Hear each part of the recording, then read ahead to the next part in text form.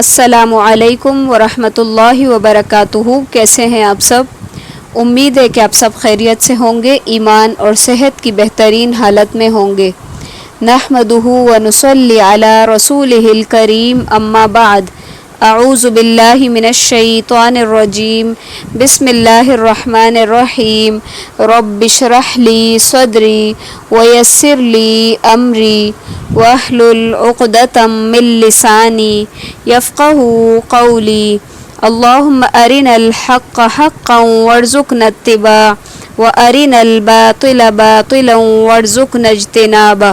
ربنا تقبل منا انک انت السمیع العلیم وتب علینا انک انت التواب الرحیم، آمین یا الہ العالمین۔ بسم اللہ الرحمن الرحیم۔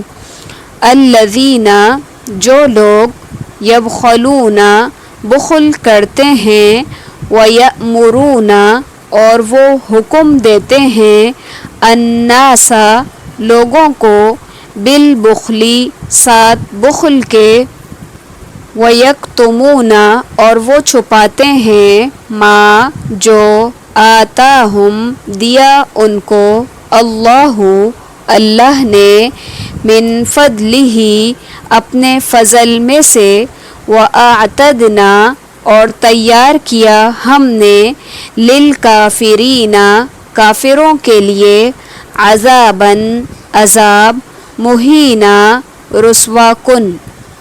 اس آیت کے اندر بخل کی مذمت کی جا رہی ہے۔ بخل ہوتا ہے کہ کسی نعمت کو چھپانا، یا جو کچھ بھی اللہ تعالیٰ نے انسان کو دیا ہو اس کو لوگوں کے اوپر ظاہر نہ کرنا، اس کو چھپانا۔ تو علماء کہتے ہیں کہ یہ آیت جو ہے یہ ایک خاص کانٹیکس میں نازل ہوئی ہے، اور یہ یہودیوں کے بارے میں نازل ہوئی ہے کہ یہودی جو تھے وہ نبی صلی اللہ علیہ وسلم کی صفات کو چھپایا کرتے تھے، اور آپ صلی اللہ علیہ وسلم کا ذکر ان کی کتابوں کے اندر موجود تھا، اس کے باوجود وہ کہتے تھے کہ ایسی کوئی بات ہماری کتاب کے اندر موجود نہیں ہے، یا بعض اوقات ان کا کہنا ہوتا تھا کہ یہ وہ نبی ہی نہیں ہے جس کی بشارت ہماری کتابوں میں دی گئی ہے۔ تو یہاں پر فرمایا کہ ایسے کافروں کے لیے اللہ تعالیٰ نے عذاب تیار کیا ہے، رسوا کن۔ تو گویا کہ یہاں پہ بخیل کو کافر کہا گیا ہے، کیونکہ کافر کے بھی معنی ہوتے چھپانے کے۔ تو یعنی جو شخص مال کو چھپائے، یا وہ اللہ تعالیٰ کی دی ہوئی کسی نعمت کو چھپائے، یا وہ علم کو چھپائے، وہ سارے کے سارے کافروں کے اندر ہی آئیں گے۔ پھر مزید فرمایا والذین، اور وہ لوگ، ینفقون، جو خرچ کرتے ہیں، اموالہم، مال اپنے، رعاء الناس، دکھاوا کرنے کے لیے لوگوں کو، ولا، اور نہیں، یؤمنون، وہ ایمان لاتے، باللہ، ساتھ اللہ کے، ولا، اور نہ، بالیوم، ساتھ دن، الآخری، آخرت کے، ومن، اور جس کا، یکن، ہو، الشیطان، شیطان، لہو، اس کے لیے، قریناً، ساتھی، فساء، تو بہت ہی برا، قرینہ، ساتھی ہے۔ اس سے اوپر والی آیت میں ہم نے بخل کی مذمت پڑھی۔ اب یہاں پہ کہا جا رہا ہے کہ یہ جو لوگ ہیں یہ مال اپنے خرچ نہیں کرتے، لیکن اگر یہ خرچ کرتے ہیں تو صرف دکھاوے کی نیت سے خرچ کرتے ہیں، یعنی کہ اللہ تعالیٰ سے اجر و ثواب کی امید نہیں رکھتے، لیکن مال صرف اس لیے خرچ کرتے ہیں تاکہ لوگوں میں سخی مشہور ہوں، اور لوگ کہیں کہ یہ تو بہت ہی زیادہ سخی ہیں۔ تو یعنی کہ دکھاوا کرنے کے لیے، ریاکاری کرنے کے لیے اپنے مال خرچ کرتے ہیں۔ تو یہ وہ لوگ ہوتے ہیں جو اللہ تعالیٰ کے اوپر بھی ایمان نہیں رکھتے، اور نہ ہی آخرت کے دن پر ان کا کوئی ایمان ہوتا ہے۔ بخل اور ریاکاری، یہ دونوں ہی باتیں اللہ تعالیٰ کو سخت ناپسند ہیں، اور ان کی مذمت کے لیے یہی بات کافی ہے کہ یہاں قرآن کریم میں ان دونوں باتوں کو کافروں کا شیوا قرار دیا ہے، اور کہا کہ یہ وہ لوگ ہیں جن کا ساتھی شیطان ہے۔ تو یعنی شیطان جس کا ساتھی ہو گیا تو اس سے تو پھر کسی طرح کی کوئی خیر کی امید نہیں رکھی جا سکتی۔ وماذا اور کیا نقصان ہوتا علیہم ان کا. اچھا یاد رکھیں کہ نقصان جو ہے یہ بریکٹ ہے. وماذا کا لفظی مطلب ہے اور کیا ہو جاتا یا کیا ہوتا. لو اگر آمنو وہ ایمان لاتے باللہ ساتھ اللہ کے والیومی اور دن الآخری آخرت کے وانفقوا اور وہ خرچ کرتے مما اس میں سے جو رزقہم اللہ رزق دیا ان کو اللہ نے وکانا اور ہے اللہ اللہ بہم ساتھ ان کے علیما جاننے والا. اس آیت کے اندر کہا جا رہا ہے کہ ان کا کچھ بھی نقصان نہ ہوتا اگر وہ اللہ پر اور یوم آخرت پر ایمان لاتے اور اللہ کے دیے ہوئے مال میں سے خرچ کرتے. یعنی نقصان کیا ہونا تھا؟ بھلا یہ چیزیں تو ان کے لیے باعث اجر و ثواب ہوتی. تو اسی لیے فرمائے کہ وکان اللہ بہم علیما، اللہ تعالیٰ تو ان کے اوپر علم والا ہے. یعنی اللہ تعالیٰ کو بہت اچھی طرح پتہ ہے کہ یہ لوگ کون سا عمل کیوں کر رہے ہیں. ان اللہ بے شک اللہ لا یظلم نہیں ظلم کرتا مثقال برابر ذرۃ کسی ذرے کے وَإِن اور اگر تکو ہو حسنتاً نیکی یضاعفها وہ دگنا کر دیتا ہے اس کو وَيُؤْتِ اور وہ دیتا ہے من لدنہ اپنے پاس سے اجراً اجر عظیما بہت بڑا. اس آیت کے اندر یہ کہا جا رہا ہے کہ اللہ تعالیٰ کسی کے اوپر ذرے کے برابر بھی ظلم نہیں کرتا. یعنی ظلم کہتے ہیں حق میں کمی کرنے کو، تو اللہ تعالیٰ کسی کے حق میں ذرہ برابر بھی کمی نہیں کرتے.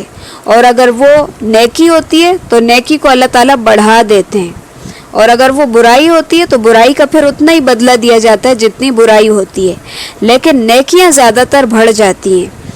تو پھر اسی لیے فرمایا کہ وَيُؤْتِ مِن لَدُنْهُ أَجْرًا عَظِيمًا وہ اپنے پاس سے اجر عظیم دیتا ہے. فَكَيْفَ تو کیا یا تو کیسا اور بریکٹ ہوگا حال ہوگا اذا جب جئنا ہم لائیں گے من کلی ہر امت میں سے بشہیدن گواہ وجئنا اور ہم لائیں گے بکا آپ کو علی اوپر ہؤلائی ان لوگوں کے شہیدہ گواہ بنا کر. ہر امت میں سے اس کا پیغمبر اللہ تعالیٰ کی بارگاہ میں گواہی دے گا کہ یا اللہ ہم نے تو تیرا پیغام اپنی قوم کو پہنچا دیا تھا، اب انہوں نے نہیں مانا تو اس میں ہمارا کیا قصور.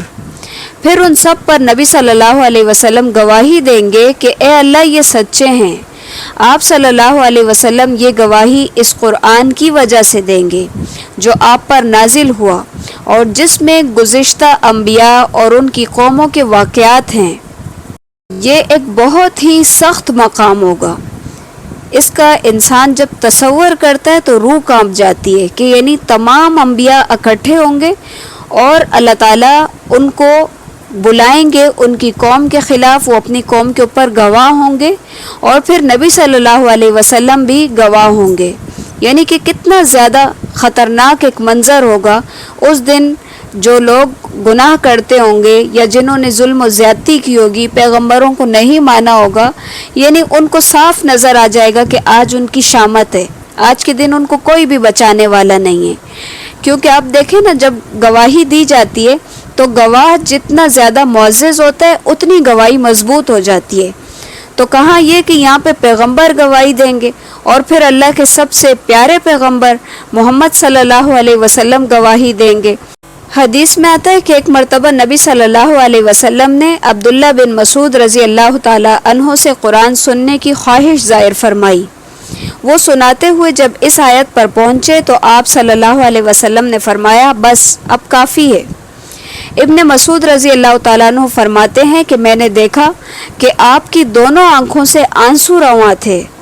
اس آیت سے بعض لوگوں نے بہت ہی غلط مطلب نکالنے کی کوشش کی ہے. اور ان کا کہنا ہے کہ گواہ وہ ہوتا ہے جو اپنی آنکھوں سے دیکھے، تو اس لیے وہ شہید یعنی کہ گواہ کے معنی حاضر اور ناظر کے کرتے ہیں، تو یوں وہ نبی صلی اللہ علیہ وسلم کو حاضر اور ناظر باور کراتے ہیں۔ لیکن نبی صلی اللہ علیہ وسلم کو حاضر ناظر سمجھنا یہ آپ کو اللہ تعالیٰ کی صفت کے اندر شریک کرنا ہے، جو کہ شرک ہے، کیونکہ علم کے لحاظ سے ہر جگہ حاضر اور ہر چیز کا ناظر یہ صرف ایک اللہ تعالیٰ ہی ہے، یعنی کہ شہید کے لفظ سے ان کا یہ استدلال بالکل غلط ہے، یہ اپنے اندر کوئی قوت نہیں رکھتا۔ تو اس سے یہ پتہ چلا کہ شہادت جو ہے وہ یقینی علم کی بنیاد پر بھی ہوتی ہے، اور قرآن میں بیان کردہ حقائق اور واقعات سے زیادہ یقینی علم کس چیز کا ہو سکتا ہے؟ اسی یقینی علم کی بنیاد پر خود محمد صلی اللہ علیہ وسلم کی امت کو بھی قرآن نے شہداء علی الناس کہا ہے، یعنی تمام لوگوں کے اوپر گواہ۔ اگر گواہی کے لیے حاضر اور ناظر ہونا ضروری ہے تو پھر امت محمد صلی اللہ علیہ وسلم کے ہر فرد کو حاضر اور ناظر ہونا پڑے گا۔ بہرحال اس سے یہ پتہ چلتا ہے کہ یہ عقیدہ سراسر غلط ہے اور یہ مشرکانہ عقیدہ ہے۔ یومئذ اس دن یودو چاہیں گے الذین وہ لوگ کفروا جنہوں نے کفر کیا وعصوا اور انہوں نے نافرمانی کی الرسول رسول کی لو کاش تسوا ہموار کر دیا جاتا یا برابر کر دیا جاتا یا چن دیا جاتا بہم ان کو الارض زمین میں ولا اور نہ یکتمون وہ چھپا سکیں گے اللہ اللہ سے حدیثا کوئی بات۔ اس آیت کے اندر قیامت کے دن کا احوال ہے۔ قیامت کے دن وہ لوگ جن لوگوں نے کفر کیا ہوگا اور رسول کی نافرمانی کی ہوگی وہ آرزو کریں گے کہ کاش ان کو زمین کے ساتھ برابر کر دیا جاتا، ان سے کسی طرح کا کوئی سوال نہ کیا جاتا، کوئی باز پرس نہ کی جاتی۔ تو پھر فرمائے کہ وَلَا يَكْتُمُونَ اللَّهَ حَدِيثًا اس دن وہ اللہ تعالیٰ سے کوئی بھی بات چھپا نہ سکیں گے۔ یہ وہی مضمون ہے جو سورہ نبا کے اندر بھی آیا ہے۔ فرمایا کہ وَيَقُولُ الْكَافِرُ يَا لَيْتَنِي كُنْتُ تُرَابًا اور اس دن کافر آرزو کرے گا کہ کاش وہ مٹی ہوتا، یعنی اس کو کسی طرح کا حساب نہ دینا پڑتا، سوال جواب نہ ہوتا اس سے، یعنی قیامت والے دن کافر اس طرح کی آرزو کرے گا۔ اور یہاں پہ یہ کہا جا رہا ہے کہ وہ کہے گا کہ کاش اس کو زمین کے ساتھ برابر کر دیا جاتا، یعنی کہ اس کا کوئی نام و نشان نہ ہوتا۔ یہی انسان دنیا کے اندر نام کمانے کے لیے ہر طرح کی کوشش کرتا ہے، جائز ناجائز خواہشات کی پیروی کرتا ہے تاکہ دنیا کے اندر اس کا نام ہو، اور قیامت والے دن پھر کیا کہے گا کہ کاش مجھے زمین کے ساتھ برابر کر دیا جاتا۔